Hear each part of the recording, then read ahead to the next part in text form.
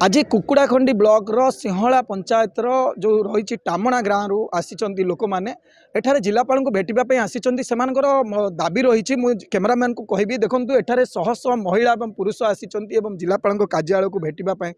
जिलापाल को गोटे दाबी पत्र प्रदान करने को आसी कारण से दीर्घ दिन समस्याटी समाधान होगापी जाऊँगी सरकार प्रशासन चेष्टा कर समस्यार समाधान करने किंतु से गोटे प्रतिरोध होची बोधे से अभियोग करने आसी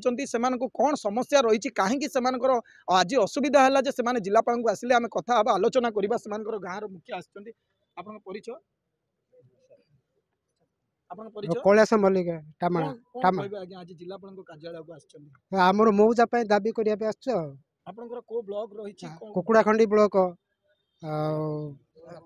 से ये भी तहसीलदार भी कुकुड़ाखंडी पंचायतटा सिहला कौन आपनकर आगुरु मौजा नथिला कि से गोटे मौजा तो थिला को मौजा थिला से मेदिनीपुर तो आज कौन माय आसिले सेटा जे माने सेटा सेपरेट विलेज सेपरेट मौजा हेबा पे तार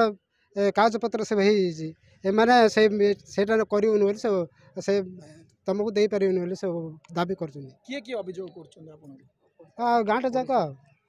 कौन कहबा आज्ञा आम आसचु टामणा गाँव मो ना हूँ चैतन्य मल्लिक टामणारू आमर आगुरु थिला टामणा गाँ आउ पाखापाखी गाँव गोटे गाँ अच्छी मेदिनीपुर बोली आ मौजा थिला मेदिनीपुर गाँ मौजा हेइची आमर हेई नथिला किंतु सरकार एबे आमको सहयोग देइछंती मौजा आम पई मते हेबा पई आछि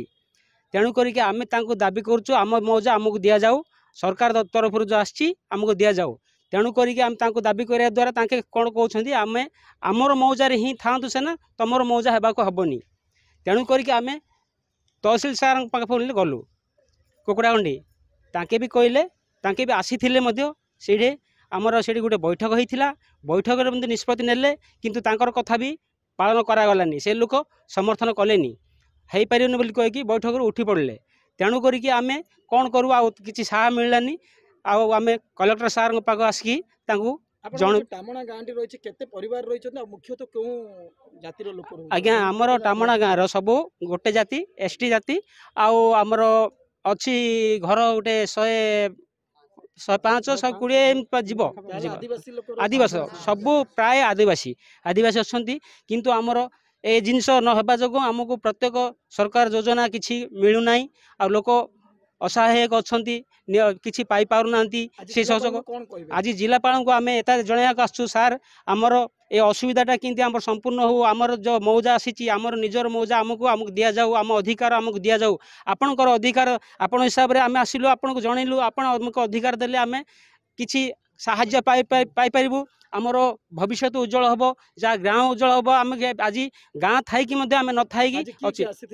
आज आज आज्ञा आमर सबू प्राय गाँव महिला आ भाई भौणी आमर समस्ते गाँव सम प्राय लोक आसचु सार को जनइबु बोली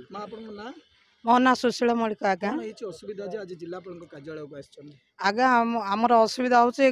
मेदिनीपुर लोक आमर मेदिनीपुर मौजा हबार बोली कहउछंदी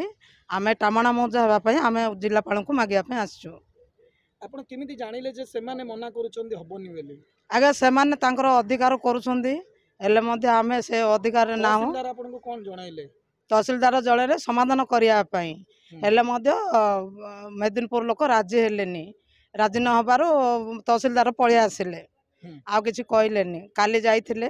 काली जाई कथा हबारो जिलापाल बगर जाओ टिके कथबार्ता हुआ आज्ञा जदि उपकृत देबे ताले एडा टामणा मौजा हे पारिबो बोली आपनर कोन कोन सुविधा हबो मौजा हेले हमको अनेक सुविधा हबा आगा देखुले से अभियोग रही जो मेदिनीपुर रही से मौजाटी आगरू रहीला एवं वर्तमान से सरकार तरफ गोटे चिंता करा टामणा गोटे मौजा निर्माण करा नूतन भाव में तैयारी करा मेदिनीपुर मौजा तैयारी करा किंतु मेदिनीपुर जो ग्रामवासी रही टामणार जो मौजा हाँपाई से नाराज अच्छा स्वीकृति देना तेणुक तहसीलदार नेतृत्व में गोटे बैठक होती अभियोग कर बैठक में कौन पंथा बाहरी पारानी जे टामणा को मौजा करने तेणुक से बाध्य हो आज जिलापाल कार्यालय को आसी कारण से गाँव टी मौजा हेले से विभिन्न संस्था पाइपे और सरकार जो योजना रही से योजन उपकृत हो पारे और पिला हूँ भविष्य उज्जवल होगापी से आशा रखी किंतु एबे गोटे आशा मौली जावा रही तेणुक से जिलापाल को निवेदन करुँचे जे आमर टामणा को गोटे मौजा आमर अधिकार आमको दि जाऊ यही टामणा पंचायत रही गाँव टी रही संपूर्ण भाव में आदिवासी बहुल रही एसटी जातिर रही तेणुक से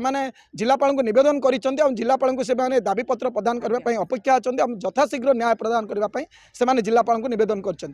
छत्रपुर सुधीर कुमार नाथ रिपोर्ट एमबीसी न्यूज।